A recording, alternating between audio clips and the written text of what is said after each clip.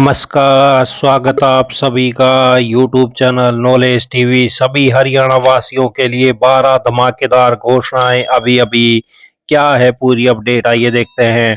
हरियाणा की हर छोटी से बड़ी योजना, घोषणा, आदेश, मौसम, सभी की जानकारी के लिए चैनल को सब्सक्राइब जरूर कर लें। तो चलिए देखते हैं सभी हरियाणा वासियों के लिए 12 बड़ी खबरें, घोषणा, ऐलान। पहली बड़ी घोषणा, बड़ी खुशखबरी। एटीएम कार्ड के माध्यम से ईपीएफ खाते से रकम निकालना जल्द ही हकीकत बन जाएगा।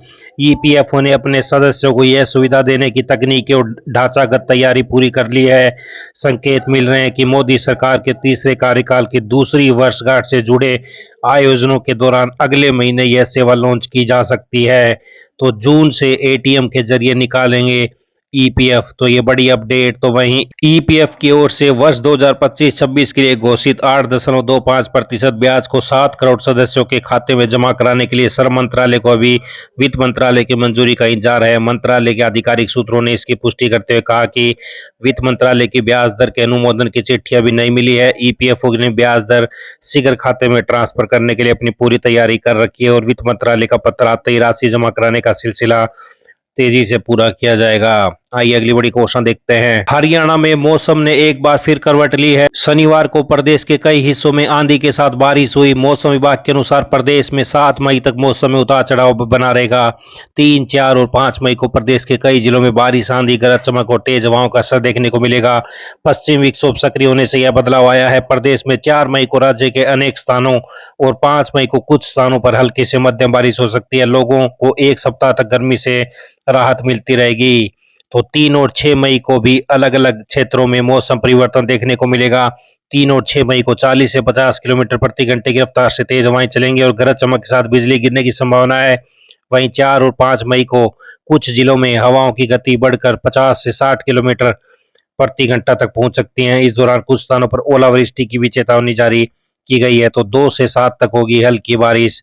तो ये बड़ी अपडेट, 7 मई तक बारिश, आंधी का अलर्ट। आई अगली बड़ी घोषणा देखते हैं। हरियाणा के 8 विभागों को अगले सप्ताह 2500 नए पटवारी मिलेंगे। राजस्व विभाग में सर्वाधिक 1500 पटवारियों की नियुक्ति की जाएगी। सभी नव चयनित पटवारियों को अपनी प्राथमिकता सरकार को देने के लिए कहा गया है। प्रदेश में अभी पटवारियों की बहुत कमी है, विशेषकर रोहतक, झज्जर, सोनीपत जिलों में पटवारियों की कमी से इंतकाल और पैमाइश के हजारों मामले लंबित हैं। हिसार, भिवानी, सिरसा में पटवारियों के 70 से 75% पद खाली पड़े हैं। इसमें गिरदावरी और फसल खराबे के आकलन के समय किसानों को भारी दिक्कतों का सामना करना पड़ता है। पंचकुला और रेवाड़ी प्रशासन आउटसोर्सिंग और अनुबंध के आधार पर काम चलाने की कोशिश की जा रही है। आइए अगली बड़ी घोषणा देखते हैं। हरियाणा सरकार शिक्षा व्यवस्था को मजबूत बनाने की दिशा में बड़ा कदम उठाने जा रही है। राज्य के सभी 1638 मॉडल संस्कृति स्कूलों में विद्यार्थियों के लिए निःशुल्क शिक्षा लागू करने की तैयारी है। शिक्षा विभाग ने दाखिला शुल्क और मासिक फीस पूरी तरह समाप्त करने का प्रस्ताव तैयार करके सरकार को मंजूरी के लिए भेज दिया है। मंजूरी मिलते ही आगामी शैक्षणिक सत्र 2027-28 से बिना किसी शुल्क के प्रवेश और पढ़ाई की सुविधा मिलेगी। तो सभी मॉडल संस्कृति स्कूलों में निःशुल्क शिक्षा देने की तैयारी। वर्तमान में 1420 प्राइमरी मॉडल संस्कृति स्कूल और 218 सीनियर सेकेंडरी मॉडल संस्कृति स्कूल चल रहे हैं। अब तक इन स्कूलों में पहली से 5वीं तक प्रवेश के लिए 500 रुपए व 6ठी से 12वीं तक 1000 रुपए शुल्क लिया जाता है। कक्षा के अनुसार हर महीने 200 रुपए से 500 रुपए तक फीस भी देनी पड़ती है। तो ये बड़ी अपडेट, अब शिक्षा मुफ्त होगी।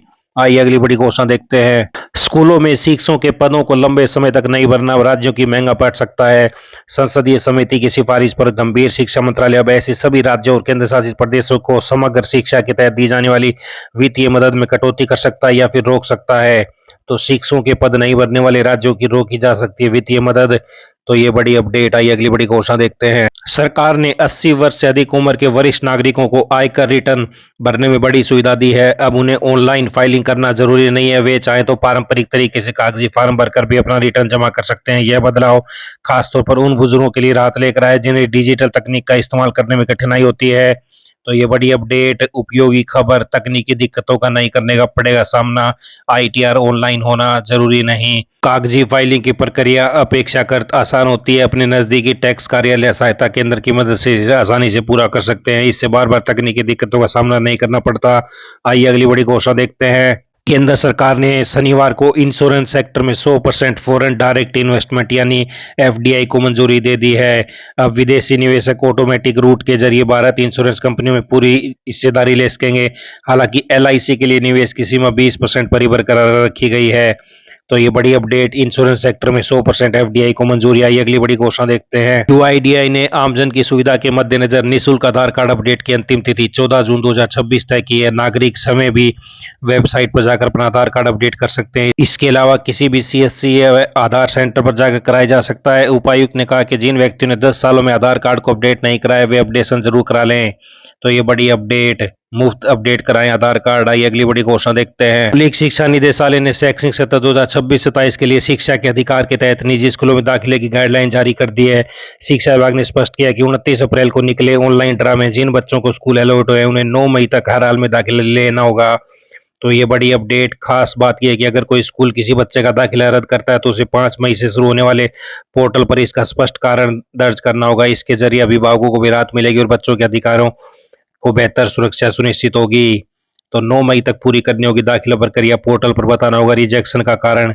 निजी स्कूलों की मनमानी पर लगेगी रोक। आइए अगली बड़ी घोषणा देखते हैं। 5 मई 2026 से 9 मई 2026 तक के लिए पीएमटी का शेड्यूल और एडमिट कार्ड जारी कर दिया गया है। तो आप ज़्यादा जानकारी के लिए एचएसएससी की वेबसाइट पर जाकर देख सकते हैं। तो ये बड़ी अपडेट एचएसएससी युवाओं के लिए, ये सभी हरियाणा वासियों के लिए आज बड़ी खबरें, घोषणा दे सलान पल पल की अपडेट मिलती रहेगी। चैनल को सब्सक्राइब जरूर कर लें। मिलते हैं अगली बड़ी घोषणाओं के साथ, तब तक के लिए बहुत बहुत धन्यवाद।